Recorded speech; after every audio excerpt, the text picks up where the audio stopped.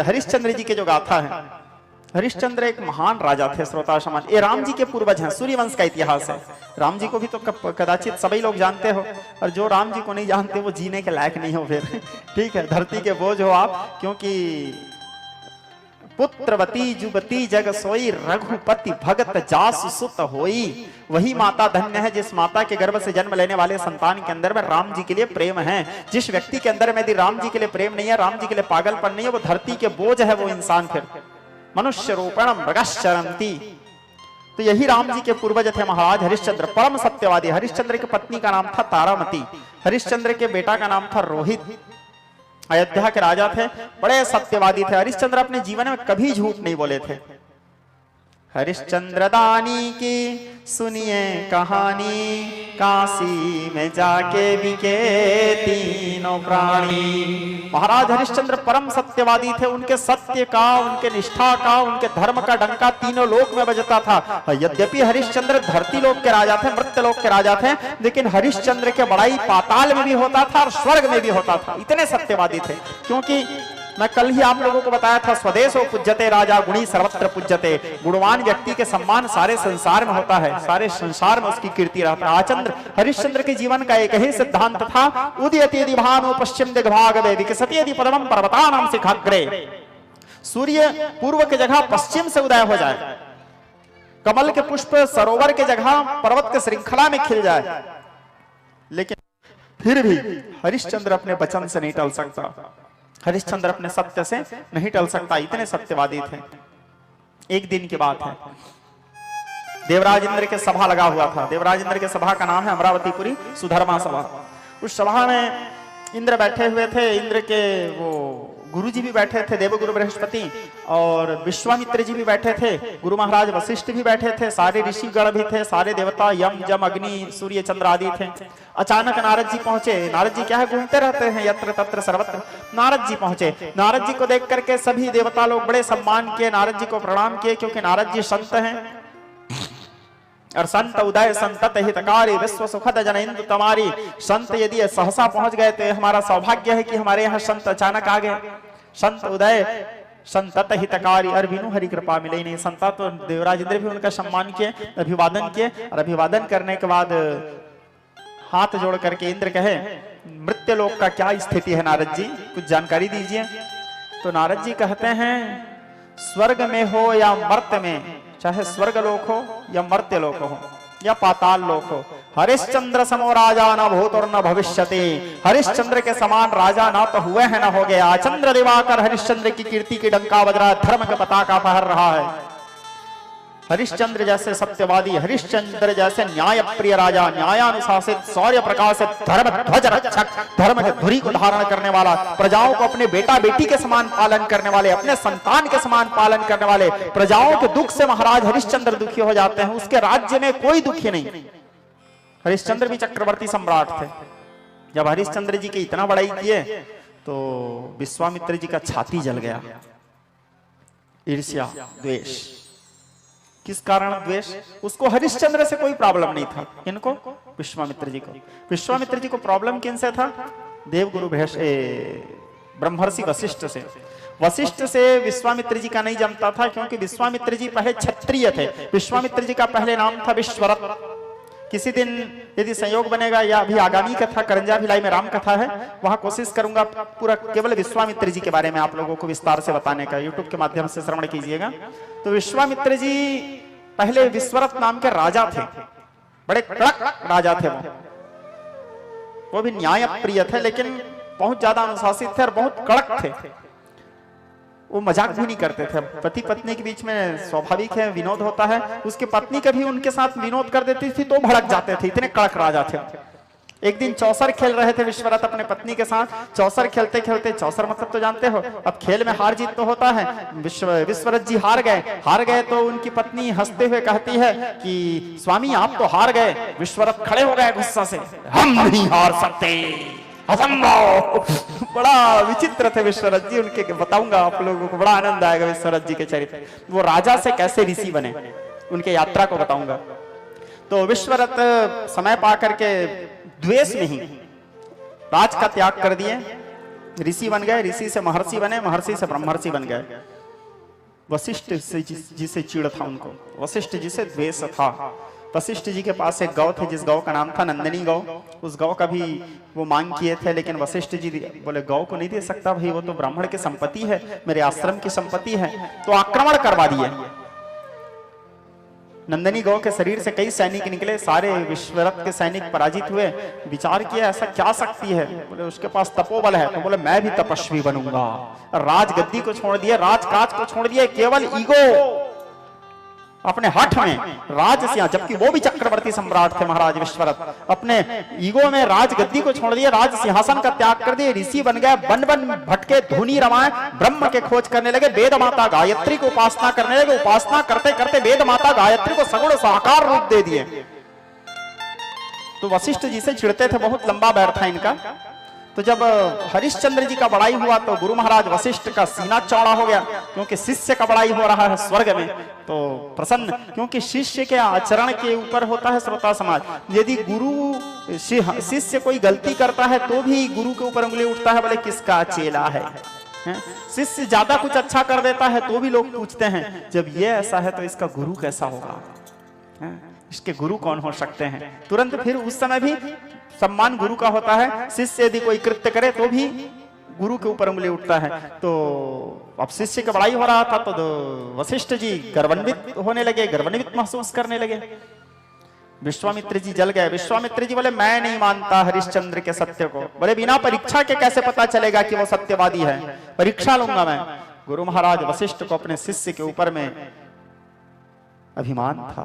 कहने लगे विश्वामित्र मुझे मेरे शिष्य के ऊपर भरोसा है, एक बार नहीं 100 बार परीक्षा लेके दे दो, देख लो, वो अपने सत्य को नहीं छोड़ सकता।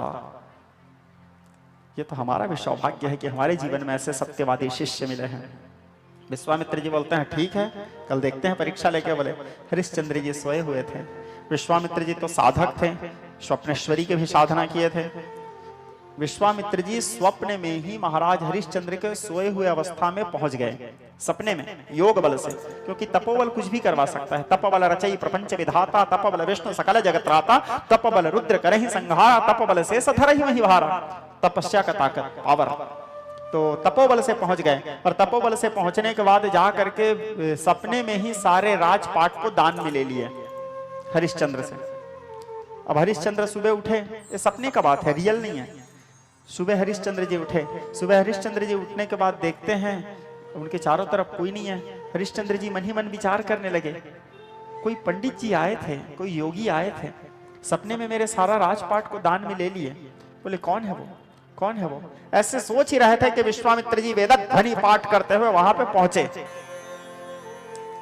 स्वस्तेन इंद्रः वृदस्रवाः स्वस्तेन पूषः विश्ववेदाः स्वस्तेनश्चार्क्ष्यवारिष्ठनेमिः। अब बाकी हमारे पंडित जी लोग जानते हैं, हमको वेद नहीं आता।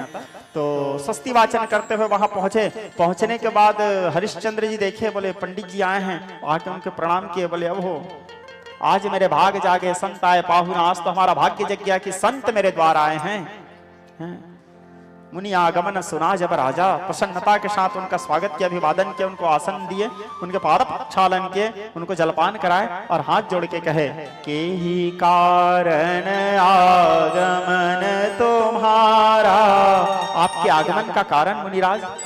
बोले राजन आपको याद है स्वप्न में आप पूरे राजपाट मेरे को दान कर चुके हो, मैं वही हूं। बोले हाँ याद है। बोले तो बोले अब मैं लेने आया हूं, तो देने में कोई आपत्ति है तो बता दो। बोले वो सपना का बात था भाई। हरिश्चंद्र कहता है स्वप्न में हो या रोज में मन मेरा रहता एक समान। चाहे स्वप्न में दान करूं या जागृत अवस्था में दान करूं, जो दे दिया सो दे दिया। रघुकुल रीत सदा चली आई, प्राण जाए पर वचन न जाई। क्योंकि महाराज हरिश्चंद्र भी रघुकुल के ही थे, सूर्यवंश के थे, राम जी के पूर्वज थे। बोले जो दे दिया सो दे दिया मुनिराज, ये सारा राज्य आपका है। विश्वामित्र जी कहते हैं दान तो दे दिए राजन, लेकिन दान तब तक पूर्ण नहीं होता जब तक दान के साथ में दक्षिणा ना दिया जाए। दक्षिणा क्या दोगे, दान के साथ दक्षिणा आवश्यक है, भले 1 रुपए भी दो, लेकिन दक्षिणा आवश्यक है। दक्षिणा क्या दोगे। हरिश्चंद्र कहता है 10 लाख स्वर्ण मुद्रा में आपको दक्षिणा देता हूं मुनिराज। ताली बजाए सेवकों, सेवक लोग दौड़ते दौड़ते आए। बोले महाराज, बोले एक काम करो, जाओ राजकोष से 10 लाख स्वर्ण मुद्रा ला करके विश्वामित्र जी को प्रदान करो। बोले सेवक लोग जैसे राजकोष जा रहे थे लेने के लिए, तो विश्वामित्र जी कहे महाराज रुको रुको रुको, जब सारा राजकोष ही मेरे को, जब पूरा राजपाट ही दान दे दिए हो, तो राजकोष पे तुम्हारा क्या अधिकार? जो राजकोष से 10 लाख स्वर्ण मुद्रा मंगवा रहे हो, तुम तो पूरा राजपाट ही दान कर चुके हो। हरिश्चंद्र जी हाथ जोड़े, कहने लगे क्षमा करना मुनिराज, राजा था ना, आदत सा बन गया था ऑर्डर करने का, आदेश करने का, हमेशा बात बात पे आदेश करता था। मैं ये भूल गया था कि अब मैं राजा नहीं हूं, अब राजपाट आपको दान कर चुका हूं। अपने गले के माला को निकाले, 5 लाख स्वर्ण मुद्रा के बराबर था, विश्वामित्र जी को प्रदान किया। उनकी पत्नी तारा के गले के हार को निकाले, वो 2 लाख स्वर्ण मुद्रा के समान थे, उसको प्रदान किए। अब बचा 3 लाख स्वर्ण मुद्रा। बोले मुझे 1 महीना का समय दो मुनिराज, 1 महीना के अंदर मैं आपके बचत जो दक्षिणा का राशि है उसको आपको समर्पित कर दूंगा। महाराज विश्वामित्र बोले ठीक है, हम तुम्हें 1 महीना का समय देते हैं। अपने राज मुकुट को उतारे, विश्वामित्र जी के चरणों में रखे, और विश्वामित्र जी के चरणों में रख करके महाराज हरिश्चंद्र अपने पत्नी तारामती और बेटा रोहित को साथ में लेकर के बाहर निकलने लगे। जैसे बाहर निकलने रहे थे, निकसे द्वार वशिष्ठ भय ठाड़े, निकसे द्वार वशिष्ठ भय ठाड़े। जैसे हरिश्चंद्र जी बाहर निकल रहे थे, उनके गुरु महाराज उनको देखे, रो डाले। हरिश्चंद्र बोले गुरु जी आप क्यों दुखी होते हो? ये तो आप ही के द्वारा दिया गया शिक्षा है, आप ही के द्वारा दिया गया प्रसाद है। गुरु महाराज वशिष्ठ जी हमेशा हरिश्चंद्र जी को बोलते थे, पुत्र धार्यते धर्मा धर्मस्य विश्वस्य जगत प्रतिष्ठा, धर्म के धुरी को धारण करो पुत्र, क्योंकि संसार में प्रतिष्ठा केवल धर्म के मार्ग में चलने से ही प्राप्त होता है। धर्मो रक्षति रक्षतः, तुम धर्म के रक्षा करो, धर्म तुम्हारा रक्षा करेगा। हरिश्चंद्र जी अपने गुरु जी से विदा लेकर के चले। कहां पहुंचे? काशी के चौराहे में, बाजार में। और बाजार में पहुंचने के बाद कहने लगे, ऐ काशी के रहने वालों, हम लोग बिकाऊ हैं, कोई हमें खरीद लो। एक पंडित जी आए, बाबा विश्वनाथ जी के पूजा करते थे। पंडित जी आए, पंडित जी आकर के बोले तुम्हारे पत्नी को बेचोगे? सोचो क्या परिस्थिति है महाराज हरिश्चंद्र के जीवन में। बोलते हैं तुम्हारे बोले मेरे पत्नी को अकेला तो नहीं दूंगा, क्योंकि पुत्रवती है, माता इनके साथ है, और बालक छोटा है, क्योंकि बिना पुत्र के माता कैसे रहेगी और बिना माता के पुत्र कैसे रहेगा, इसलिए एक काम करो पुत्र को साथ में ले जाओ। बोले कितना मूल्य है? बोले 2 लाख स्वर्ण मुद्रा। बोले लेकिन एक शर्त है, मेरी पत्नी घर के सारे कार्य करेगी, पराया पुरुषों के वस्त्र नहीं धोएगी, क्योंकि पातिव्रता नारी पर पुरुषों के वस्त्र नहीं धो सकती, पर पुरुषों के जूठा नहीं खा सकती, बाकी तुम्हारे घर का झाड़ू पोछा आदि जो कार्य सब करेंगे। सोचो इतने बड़े राज रानी महाराज हरिश्चंद्र की पत्नी, अयोध्या की साम्राज्ञी, चक्रवर्ती सम्राट महाराज हरिश्चंद्र की पत्नी, एक नरहीन के काम करने का समय आ गया। समय पंडित जी 2 लाख स्वर्ण मुद्रा देकर के चले। 2 लाख स्वर्ण मुद्रा देकर के तारामती और रोहित को अपने साथ में लेके जाते हैं। उसी समय एक भंगी आया, भंगी अर्थात जो शमशान में पहरेदारी करते हैं, भंगी आए। और भंगी आकर के हरिश्चंद्र से कहते हैं तो तुम बिकने वाले हो? बोले हाँ, हमको नौकर चाहिए। बोले चलो कितना तुम्हारा मूल्य है? बोले 1 लाख स्वर्ण मुद्रा, क्योंकि विश्वामित्र जी को 3 लाख स्वर्ण मुद्रा बाकी था दक्षिणा राशि, तो बोले 1 लाख स्वर्ण मुद्रा में अपने आप को बेच दिए। और बचत से जो दक्षिणा का राशि था 3 लाख स्वर्ण मुद्रा विश्वामित्र जी को प्रदान किए। विश्वामित्र जी विचार करने लगे, वारे वशिष्ठ, वारे हरिश्चंद्र नहीं बोले, वारे वशिष्ठ, क्योंकि मैं भी अभी बताया था शिष्य कोई अच्छा काम करता है तो भी गुरु का नाम। बोले किसका चेला है? कुछ बुरा काम करता है तो भी किसका चेला है? तो कहने लगे वारे वशिष्ठ, क्या शिष्य पाया है? राज्य चला गया, पत्नी चला गया, पुत्र चला गया, सब कुछ नष्ट हो गया, उसके बाद भी उसने सत्य का त्याग नहीं किया, क्या सत्यवादी चेला पाया है? विज्ञ स्नेही स्वजन हरिश्चंद्र उनको देने के बाद आए और हरिश्चंद्र को पूछे भैया तुम क्या खाओगे? हरिश्चंद्र बोले अब मेरे को भोजन बनाना तो आता नहीं, क्योंकि हरिश्चंद्र तो चक्रवर्ती सम्राट थे, उनकी पत्नी तारामती भोजन बनाती थी, और दूसरा उसके घर में इतने दास दासी सेवक। हरिश्चंद्र तो कभी सोचा भी नहीं था ना कि मेरे जीवन में ऐसा समय आएगा। बोले अब हमको तो भोजन बनाना आता नहीं है, एक काम करना हमारे लिए सत्तू भेज देना। सत्तू मतलब समझते हैं आप लोग? सत्तू भेज देना, उसी को हम पानी में बना करके खा लेंगे। बोले ठीक। तो सत्तू भेज दिया जाता था उनके लिए, और एक घड़ा दे दिए, इस घड़ा में गंगा जी काशी मणिकर्णिका घाट, काशी मणिकर्णिका घाट में उस घड़ा में जल पी करके अपने जीवन को शांत करेंगे, भूख तृष्णा को मिटाएंगे, और रोज उनके लिए सत्तू भेजा जाता था। तो विश्वामित्र क्या करते थे, जैसे उनके खाने का समय आता था, कभी कुत्ता के रूप लेके आ जाते थे, कभी भिखारी के रूप लेके आ जाते थे, कभी ब्राह्मण के रूप लेके आ जाते थे, और उसके खाते समय वो जो सत्तू रहता था उसको भी मांग के ले जाते थे। ऐसे करते करते 21 दिन बीत गया, हरिश्चंद्र खा नहीं पाए थे, क्योंकि हरिश्चंद्र अब खा रहे हैं, सामने कोई आ गया तो देख नहीं सकते थे, वो तो धर्म के धुरी को धारण करने वाले थे। 21 दिन के भूखा केवल जल पी पी करके जी रहे थे, उनका शरीर कृष्ण हो गया, दुर्बल हो गया, क्षीर्ण हो गया, शरीर काला पड़ गए, सुकुमार शरीर था। अब उनकी जो पत्नी थी तारामती, पंडित जी के यहाँ झाड़ू पोछा लीपना बुहारना इत्यादि गृह कार्य करते रहते थे, और जो रोहित कुमार थे रोज बन जाते थे, वन में जाकर के सुंदर बिल्व पत्र, शमी पत्र, समिधा आदि पंडित जी के पूजा अनुष्ठान के लिए सब लेकर के आते थे। एक दिन की बात है, रोहित कुमार बन के मार्ग गए थे।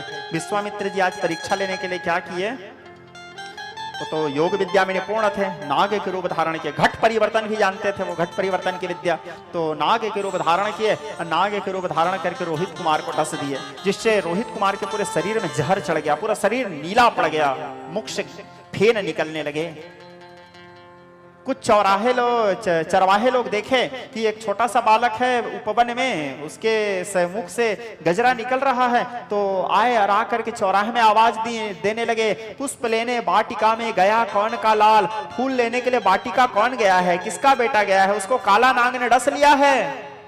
तारामती उस समय बर्तन धो रही थी। तारामती कहती, हा विधाता, पुष्प लेने तो वाटिका में मेरा ही लाल गया है, क्या कहीं उसे तो काला नाग ने नहीं डस लिया। दौड़ी दौड़ी आई पंडित जी के पास, पंडित जी के पास आके कहती है, पंडित जी वो मेरे लाला बन गया है, शायद उसको काला नाग डस लिए हैं पंडित जी, लगता है पंडित जी मेरे को छुट्टी दे दो ना, मैं जा करके अपने लाला को लेके आ जाऊं। पंडित जी बोलते हैं, क्या इसीलिए मैं तुम्हें खरीदा हूं, पहले गृह का सारा कार्य निवृत्त करो। तारा बेबस है, लाचार है, वो चाह के नहीं जा सकती। सोचो एक माँ के क्या अवस्था रहा होगा श्रोता समाज, उसको पता है कि उधर उसके पुत्र मर रहे हैं, लेकिन फिर भी माता नहीं जा पा रही है, क्यों, पराधीन सपने हो सुख नाही, पराधीनता। एते कवना व्यथा बलवारा, जो सुत बेछुरत गया न प्राण, पुत्र चले पर प्राण न जाहि, पुत्र चले पर प्राण न जाहि, केहि सुख लागी रहे तन। तारामती सुबह के सर पर डसा हुआ तारा को गृह कार्य करते करते शाम हो गया। शाम को गृह कार्य से निवृत्त हुई। निवृत्त होकर के तारामती जाती है कहाँ, पुष्प ले अपने पुत्र के पास, रोहित कुमार के पास। उधर रोहित कुमार के पास जाके देखती है रोहित कुमार मूर्छित अवस्था में पड़े थे, अचेत हो गए थे। तारामती जा करके उसको उठा लेती है, पुकारने लगी, पुत्र रात हो गया। ऐसे करते करते पुत्र पुत्र रोहित कुमार नेत्र खोले, सामने देखे उनके माता है, माता के आंखों से आंसू बह रहा है। कहने लगे, पुत्र उठ जा पुत्र, यदि तेरे को कुछ हो, तू सूर्य वंश का सूर्य है बेटा, तेरे को कुछ हो गया, जिस दिन मैं तेरे पिताजी से मिलूंगी तो तेरे पिताजी को मैं क्या जवाब दूंगी, बेटा उठ जा पुत्र। रोहित कुमार कहते हैं, अब मेरे उठने का समय नहीं रह गया माँ। दुख इस बात का नहीं है कि मैं मरने जा रहा हूँ माँ, दुख तो केवल इस बात का है माँ कि जन्म लेने के बाद मैं अपने माता पिता का सेवा नहीं कर पाया। रामचरितमानस में एक भाव आता है,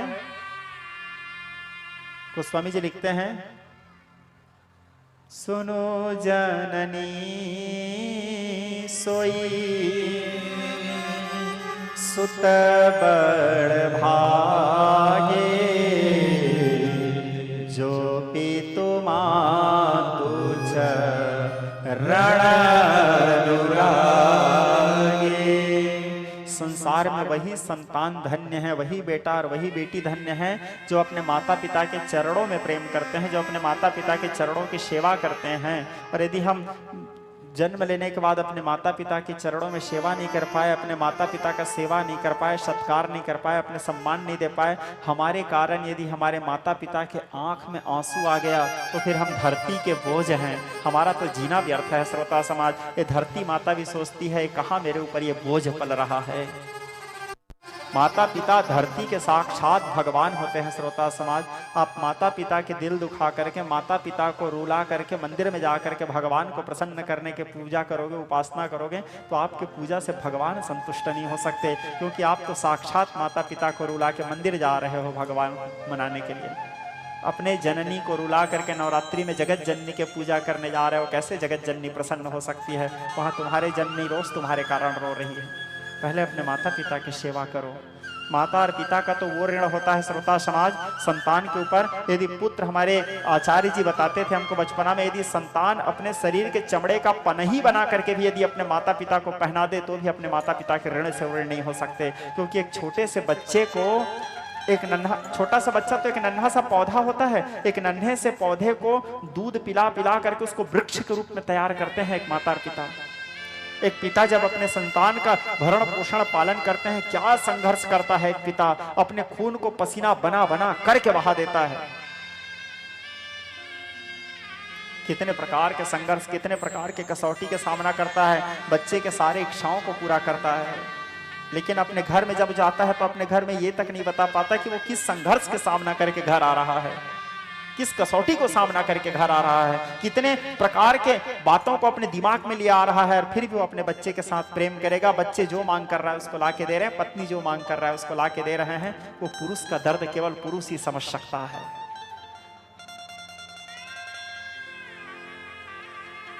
जिसको ये दिखाया जा रहा है कि वो घर का मुखिया है, घर का लीडर है, लेकिन देखा जाए तो घर का नौकर भी वही है। देखा जाए तो घर का नौकर भी वही है, सबके लिए नौकरी कर रहा है, सबके लिए काम कर रहा है, सबका भरण पोषण पालन कर रहा है, बच्चे की इच्छा पूरा कर रहा है, पत्नी की इच्छा पूरा कर रहा है, बेटी की इच्छा पूरा कर रहा है। स्वयं की क्या इच्छा है कभी उससे कोई पूछे भी नहीं, ना तो बेटी, ना वो बेटा, ना वो पत्नी, सबके लिए जी रहा है, अपने लिए तो जिया ही नहीं। माता पिता का सम्मान करो श्रोता समाज, क्योंकि जब तक माता पिता हमारे साथ रहते हैं हमको उसका एहसास पता नहीं चलता। मेरा अनुभव है, क्योंकि आज मेरे पास मेरे माता भी नहीं है और मेरे पास आज मेरे पिता भी नहीं है। जब माता और पिता हमसे दूर चले जाते हैं तब हमको एहसास होता है कि माता और पिता का होना जीवन में कितना आवश्यक है।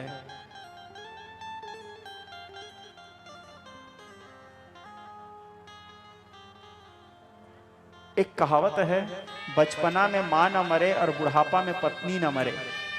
बचपना में यदि माँ मर गई तो बच्चे का जीवन बर्बाद, बुढ़ापा में यदि पत्नी मर गए तो उस पुरुष का जीवन बर्बाद। माता पिता का सम्मान करो, क्योंकि यदि माता पिता नहीं रह गए बाद में पछताते रहोगे, अरे मुझे ये करना था, मुझे वो करना था। बाद में पछताने से क्या मतलब, आज समय है तो आज कर लो अपने माता पिता के लिए जो कर सकते हो। और ऐसे भी श्रोता समाज, आपके माता पिता रहेंगे भी कितने दिन, ज्यादा आपके विवाह के बाद 5 साल 10 साल जीते हैं मुश्किल से, वही 5 साल सेवा कर लो। 25 साल आपका पालन पोषण किया है, 25 साल आपका सेवा किया है, 5 साल आप कर लो, उसके बाद तो फिर आपको अपने लिए जी नहीं है। तारामती पहुंचती है, कहती है पुत्र उठो, तो रोहित कुमार कहता है दुख इस बात का नहीं है कि मैं मर रहा हूं माँ, दुख तो इस बात का है माँ कि मैं पिताजी का सेवा नहीं कर पाया माँ, आपका सेवा नहीं कर पाया और मैं मर रहा हूं माँ। एक बार अपने स्तन पान करा दो माँ, एक बार दूध पिला दो माँ। इस प्रकार कहते हुए रोहित की आंखों में आंसू आया। जैसे रोहित की आंखों में आंसू आया, तारामती के स्तनों से दूध के धार बह चला, क्योंकि ये माँ का ममता है। और ये ममता, ये सामर्थ्य केवल माँ में ही है। संसार के किसी रिश्ते में इतना ताकत नहीं जो एक स्तन को हम काटेंगे तो वहां से खून ही निकलेगा, दूध नहीं निकलेगा।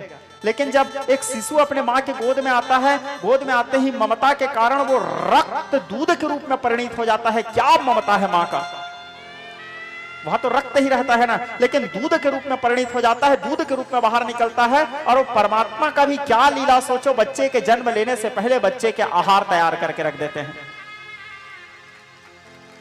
बच्चे के जन्म लेने से पहले बच्चे के आहार तैयार करके रख देते हैं।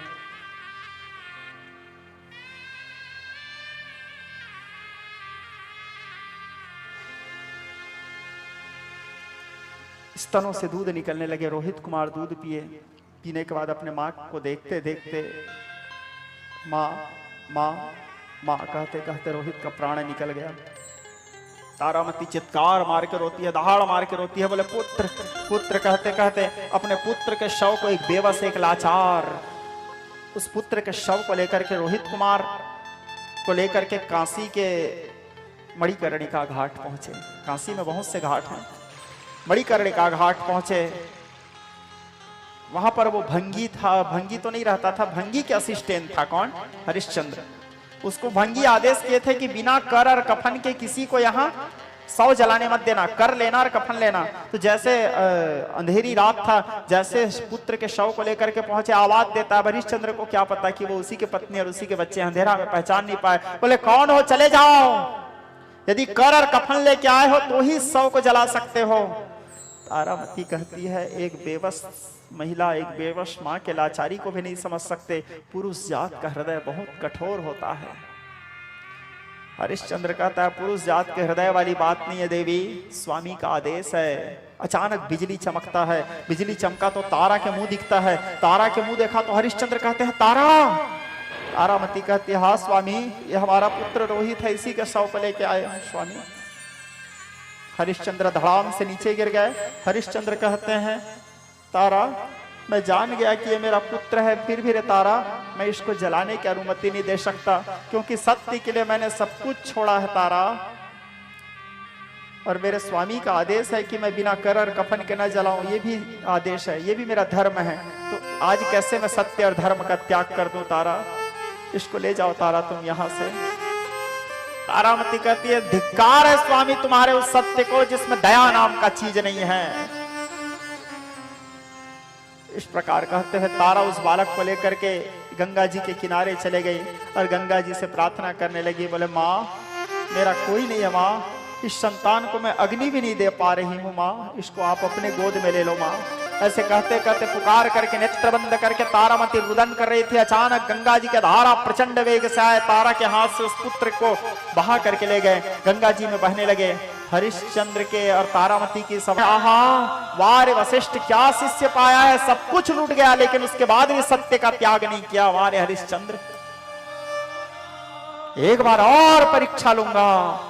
इस प्रकार विचार करके उस बहते हुए शव को उठा लिए। कौन? विश्वामित्र गंगा जी से। और तारामती दुखी होकर के वहां काशी में माँ विशालाक्षी जी का मंदिर है, शक्तिपीठ है, वहां पर ऐसे लेटी हुई थी तो बेहोश हो गई अपने पुत्र के वियोग में। कई बार क्या होता है दुख में व्यक्ति बोलने सुनने समझने की क्षमता खत्म हो जाता है। दुखी होकर के बेहोश हो गई थी, अचेत हो गई थी। तो शव को ला करके वहां पर रख दिए। कहा? तारामती के पास। और काशी में जाकर के ढिंडोरा पीटने लगे। कोई एक चुड़ैल आई है, छोटे छोटे बच्चों को ले जाकर के बलि दे रही है माता के मंदिर में। जैसे राजा को पता चला, राजा भंगी को आदेश किया। बोले भंगी कोई चुड़ैल आई है भद्रकाली मंदिर में, बच्चों को बलि, जाओ उस चुड़ैल का गला काट दो।